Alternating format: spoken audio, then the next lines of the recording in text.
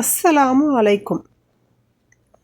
ஜாபிர் பின் அப்துல்லாஹ் ரலியல்லாஹு அன்ஹு அவர்கள் கூறியதாவது, நபி ஸல்லல்லாஹு அலைஹி வஸல்லம் அவர்கள் உஹுது போரில் உயிர் நீத்தவர்களில் இரண்டிரண்டு நபர்களை சேர்த்து ஒரே கபரில் அடக்கம் செய்தார்கள்.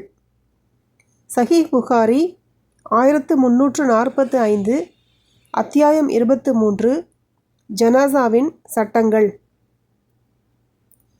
ஜாபிர் ரலியல்லாஹு அன்ஹு அவர்கள் கூறியதாவது, இவர்களை உஹுது போரில் இறந்தவர்களை அவர்களின் இரத்தத்துடனேயே அடக்குங்கள் என்று நபி ஸல்லல்லாஹு அலைஹி வஸல்லம் அவர்கள் கூறினார்கள். மேலும் அவர்களை நபி ஸல்லல்லாஹு அலைஹி வஸல்லம் அவர்கள் நீராட்டவில்லை. சஹீஹ் புகாரி 1346, அத்தியாயம் 23, ஜனாசாவின் சட்டங்கள்.